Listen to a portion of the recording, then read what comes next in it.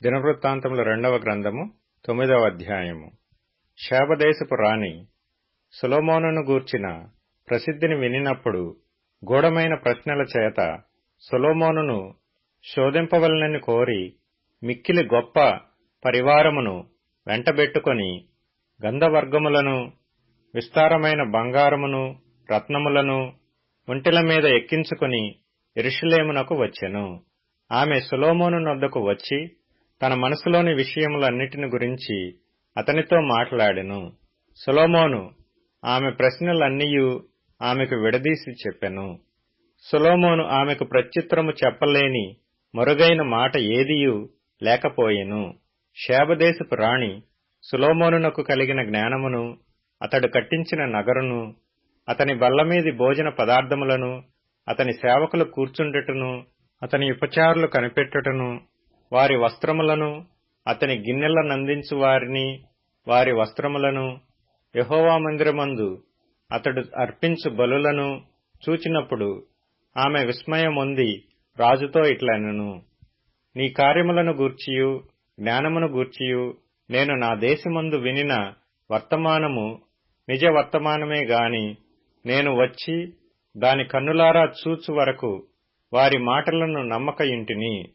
నీ అధిక జ్ఞానమును గూర్చి సగమైనను వారు నాకు తెలుపలేదు.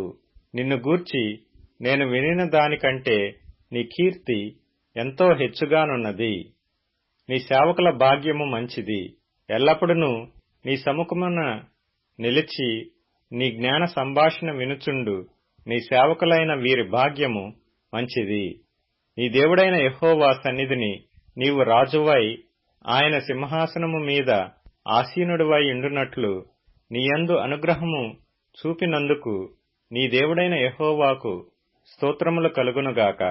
ఇశ్రాయేలీలను నిత్యము స్థిరపరచవలెనన్న దయాలోచన నీ దేవునికి కలిగియున్నందున నీతి న్యాయములను జరిగించుటకై ఆయన నిన్ను వారి మీద రాజుగా నియమించెను అని చెప్పెను. ఆమె రాజునకు 240 మణుగుల బంగారమును, విస్తారమైన గంధవర్గములను రత్నములను ఇచ్చెను. శాబదేశపు రాణి రాజైన సొలొమోనునకిచ్చిన గంధవర్గములతో సాటి అయిన దేదియూ లేదు.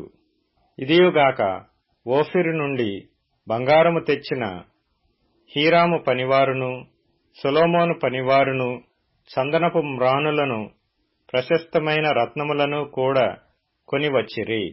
ఆ చందనపు మ్రానుల చేత రాజు యెహోవా మందిరమునకును రాజనగరునకును సోపానములను, గాయకులకు తంబురులను, సితారాలను చేయించెను.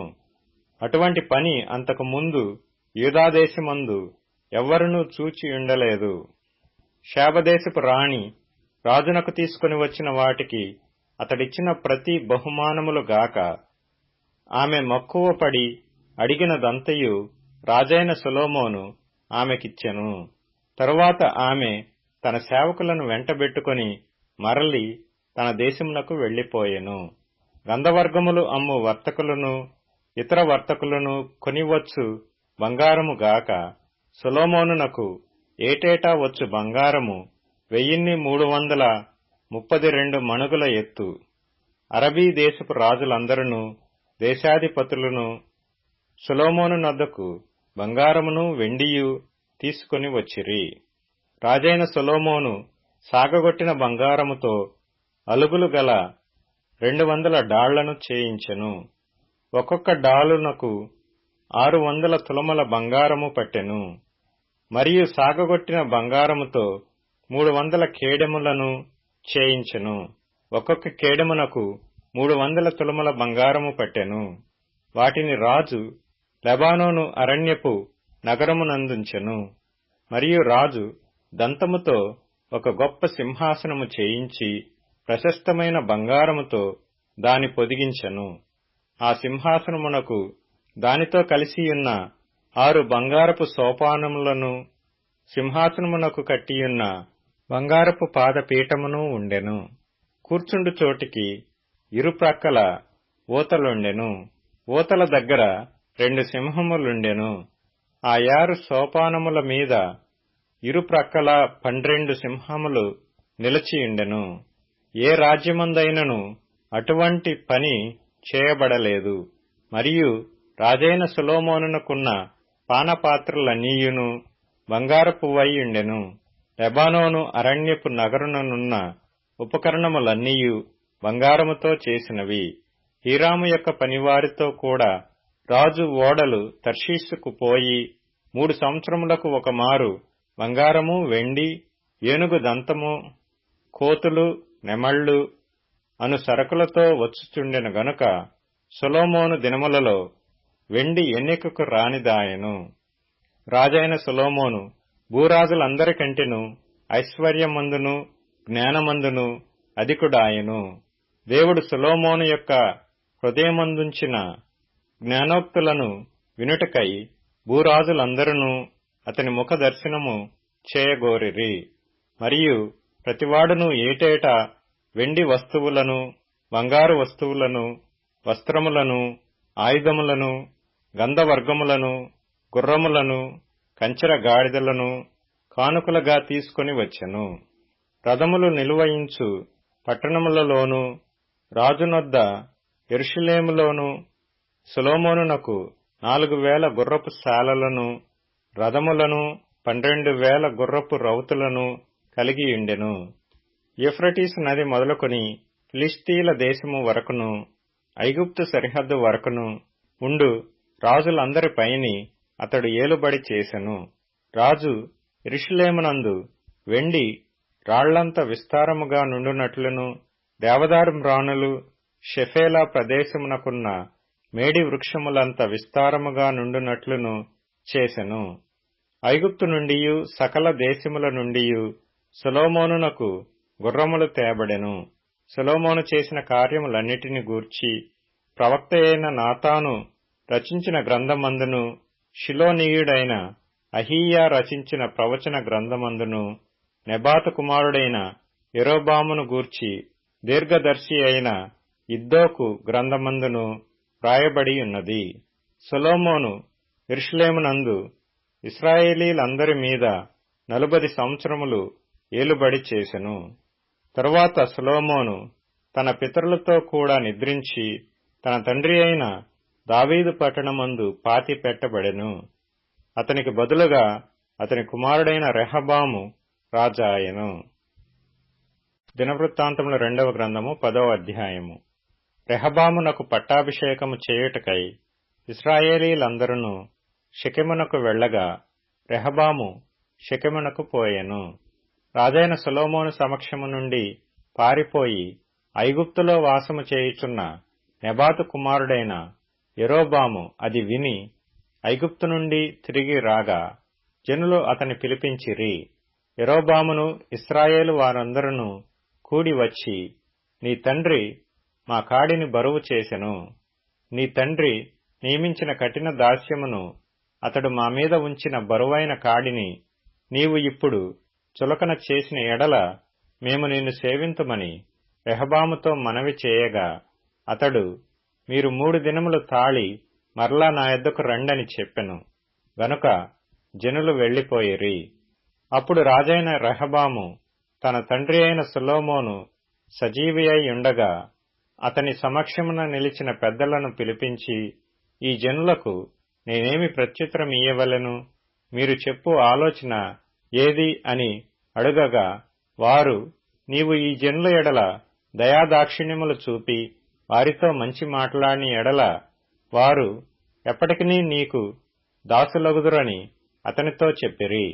అయితే అతడు పెద్దలు తనకు చెప్పిన ఆలోచన త్రోసివేసి తనతో కూడా పెరిగి తన ఎదుటనున్న యవనస్తులతో ఆలోచన చేసి, నీ తండ్రి మా మీద ఉంచిన కాడిని చులకన చేయుమని నన్నడిగిన ఈ జనులకు ప్రత్యుత్తరమేమి ఇయ్యవలెనని మీరు యోచింతురో చెప్పుడని వారినడుగగా అతనితో కూడా పెరిగిన ఈ యవనస్తులు అతనితో ఇట్లనిరి, నీ తండ్రి మా కాడిని బరువు చేసెను, నీవు దానిని చులకన చేయుమని నీతో పలికిన ఈ జనులతో నీవు చెప్పవలసినదేమనగా, నా చిటికెన వ్రేలు నా తండ్రి యొక్క నడుము కంటే బరువుగా ఉండును. నా తండ్రి బరువైన కాడి మీ మీద మోపిన గాని నేను మీ కాడిని మరింత బరువు చేయుదును. నా తండ్రి మిమ్మును చెబుకులతో దండించిన గాని నేను కొరడాలతో మిమ్మును దండించదనని చెప్పుము.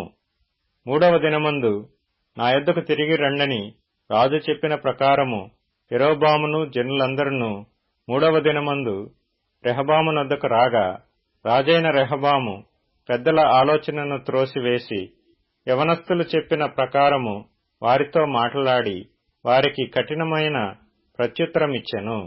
ఎట్లనగా, నా తండ్రి మీ కాడిని బరువు చేసెను, నేను దానిని మరింత బరువు చేయుదును. నా తండ్రి మిమ్మును చెబుకులతో దండించెను, నేను మిమ్మును కొరడాలతో దండించదనని చెప్పెను. యెహోవా షిలోనీయుడైన అహీయా ద్వారా నెబాతు కుమారుడైన యరొబాముతో సెలవిచ్చిన తన మాటను స్థిరపరచునట్లు దేవుని నిర్ణయ ప్రకారము జనులు చేసిన మనవి రాజు ఆలకించకపోయెను. రాజు తాము చేసిన మనవి అంగీకరింపకపోవుట చూచి జనులు, దావీదులో మాకు భాగము ఏది? యెష్షయి కుమారుని యందు మాకు స్వాస్థ్యము లేదు. ఇశ్రాయేలు వారులారా, మీ గుడారమునకు పోవుడి. దావీదు నీ సంతతి వారిని నీవే చూచుకొనుమని రాజునకు ప్రత్యుత్తరమిచ్చి ఇశ్రాయేలు వారందరూ ఎవరి గుడారమునకు వారు వెళ్లిపోయిరి. అయితే యూదా పట్టణములలో కాపురముండు ఇశ్రాయేలు వారి మీద రెహబాము ఏలుబడి చేసెను. రాజైన రెహబాము వెట్టి పని వారి మీద అధికారి అయిన హదోరమును పంపగా ఇశ్రాయేలు వారు రాళ్లతో అతని చావగొట్టిరి గనుక రాజైన రెహబాము యెరూషలేమునకు పారిపోవలనని త్వరపడి తన రథము ఎక్కెను. ఇశ్రాయేలు వారు ఇప్పటికిని దావీదు సంతతి వారి మీద తిరుగుబాటు చేసి నేటి వరకును వారికి లోబడకయున్నారు. కీర్తనల గ్రంథం 89వ కీర్తన. అప్పుడు నీవు దర్శనమున నీ భక్తులతో ఇట్లు సెలవిచ్చియుంటివి, నేను ఒక శూరునికి సహాయము చేసియున్నాను, ప్రజలలో నుండి ఏర్పరచబడిన యొకని నేను హెచ్చించియున్నాను. నా సేవకుడైన దావీదును నేను కనుగొనియున్నాను, నా పరిశుద్ధ తైలముతో అతనిని అభిషేకించియున్నాను. నా చెయ్యి ఎడతెగక అతనికి తోడయ్యుండును, నా బాహుబలము అతని బలపర్చును. ఏ శత్రువును అతని మీద జయము నొందడు. దోషకారులు అతని బాధపర్చరు. అతని ఎదుట నిలవకుండా అతని విరోధులను నేను పడగొట్టెదను. అతని మీద పగబట్టు వారిని మొత్తెదను. నా విశ్వాస్యతయు నా కృపయు అతనికి తోడయ్యుండును. నా నామమును బట్టి అతని కొమ్ము హెచ్చింపబడును. నేను సముద్రము మీద అతని చేతిని, నదుల మీద అతని కుడి చేతిని ఉంచెదను. నీవు నా తండ్రివి, నా దేవుడవు, నా రక్షణ దుర్గము అని అతడు నాకు మొర్రపెట్టును. కావున నేను అతని నా జ్యేష్ఠ కుమారునిగా చేయుదును, భూరాజులలో అత్యున్నతునిగా నుంచెదను. నా కృప నిత్యము అతనికి తోడుగా నుండజేసెదను. నా నిబంధన అతనితో స్థిరముగా నుండును. శాశ్వత కాలము వరకు అతని సంతానమును, ఆకాశమున్నంత వరకు అతని సింహాసనమును నిలిపెదను. సామెతల గ్రంథం 19వ అధ్యాయం. బుద్ధిహీనుడై తన పెదవులతో మూర్ఖముగా మాటలాడు వాని కంటే యథార్థంగా ప్రవర్తించు దరిద్రుడే శ్రేష్ఠుడు. ఒకడు తెలివి లేకుండుట మంచిది కాదు. తొందరపడి నడుచువాడు దారి తప్పిపోవును. ఒకని మూర్ఖత వాని ప్రవర్తనను తారుమారు చేయును. అట్టివాడు హృదయమున యెహోవా మీద కోపించును. అపోస్తలుల కార్యములు 23వ అధ్యాయము. తరువాత అతడు శతాధిపతులలో 2 తన యొద్దకు పిలిచి, కైసరయ వరకు వెళ్ళుటకు 200 మంది సైనికులను, 70 మంది గుర్రపు రౌతులను, 200 మంది ఈటెల వారిని రాత్రి 9 గంటలకు సిద్ధపరచి పౌలును ఎక్కించి అధిపతి అయిన ఫేలిక్సు నొద్దకు భద్రముగా తీసుకుని పోవుటకు గుర్రములను సిద్ధపరచుడని చెప్పెను. మరియు ఈ ప్రకారముగా ఒక పత్రిక వ్రాసెను. మహా ఘనత వహించిన అధిపతి అయిన ఫేలిక్సుకు క్లౌదియా లూసియా వందనములు. యూదులు ఈ మనిషిని పట్టుకొని చంపబోయినప్పుడు అతడు రోమీయుడని నేను విని సైనికులతో వచ్చి అతనిని తప్పించితిని. వారు అతని మీద మోపిన నేరమేమో తెలుసుకొనగోరి నేను వారి మహాసభ యొద్దకు అతనిని తీసుకొని వచ్చితిని. వారు తమ ధర్మశాస్త్ర వాదములను గూర్చి అతని మీద నేరము మోపిరే గాని మరణమునకైనను బంధకములకైనను తగిన నేరము అతని యందేమియూ కనపరచలేదు. అయితే వారు ఈ మనిషిని మీద కుట్ర చేయనయ్యున్నారని నాకు తెలియవచ్చినందున వెంటనే అతని నీ యొద్దకు పంపించితిని. నేరము మోపినవారు కూడా అతని మీద చెప్పవలెనని యున్న సంగతి నీ ఎదుట చెప్పుకొన నాజ్ఞాపించితిని. కాబట్టి అతడు వారికాజ్ఞాపించిన ప్రకారము సైనికులు పౌలును రాత్రివేళ అంతిపత్రికి తీసుకొని పోయిరి. మరునాడు వారతనితో కూడా రౌతులను పంపి తాము కోటకు తిరిగి వచ్చిరి. వారు కైసరయకు వచ్చి అధిపతికి ఆ పత్రిక అప్పగించి పౌలును కూడా అతని ఎదుట నిలవబెట్టిరి. అధిపతి ఆ పత్రిక చదివినప్పుడు అతడు ఏ ప్రదేశపు వాడని అడిగి, అతడు కిలికియ వాడని తెలుసుకొని, నీ మీద నేరము మోపువారు కూడా వచ్చినప్పుడు నీ సంగతి పూర్ణముగా విచారింతునని చెప్పి హేరోదు అధికార మందిరములో అతనిని కావలియందుంచవలెనని ఆజ్ఞాపించెను. అపోస్తలుల కార్యములు 24వ అధ్యాయం. 5 దినములైన తరువాత ప్రధాన యాజకుడైన అననీయయు కొందరు పెద్దలును తెర్తుల్లు అను ఒక న్యాయవాదియు కైసరయకు వచ్చి పౌలు మీద తెచ్చిన ఫిర్యాదు అధిపతికి తెలియజేసిరి. పౌలు రప్పింపబడినప్పుడు తెర్తుల్లు అతని మీద నేరము మోపనారంభించి ఇట్లనెను: మహాఘనత వహించిన ఫెలిక్సా, మేము తమ వలన ఎంతో నెమ్మది అనుభవించుచున్నామనియు ఈ దేశ జనమునకు సంభవించిన అనేకమైన కీడులు తమ పరామర్శచేత దిద్దుబాటవుచున్నవనియు ఒప్పుకొని మేము సకల విధములను సకల స్థలములలోనూ పూర్ణ కృతజ్ఞతతో అంగీకరించుచున్నాము. నేను తమకు ఎక్కువ ఆయాసము కలుగజేయకుండా మేము క్లుప్తముగా చెప్పుకొను దానిని తమరు ఎప్పటి వలె శాంతముగా వినవలెనని వేడుకొనుచున్నాను. ఈ మనుష్యుడు పీడ వంటివాడును, భూలోకమందున్న సకలమైన యూదులను కలహమునకు రేపువాడును, నజరేయుల మతభేదమునకు నాయకుడయ్యున్నట్టు మేము కనుగొంటిమి. మరియు ఇతడు దేవాలయమును అపవిత్రము చేయుటకు యత్నపడెను గనక మేము అతని పట్టుకొంటిమి. తమరు విమర్శించిన ఎడల మేము ఇతని మీద మోపుచున్న నేరములన్నీయు తమకే తెలియవచ్చునని చెప్పెను. యూదులందుకు సమ్మతించి ఈ మాటలు నిజమే అని చెప్పిరి.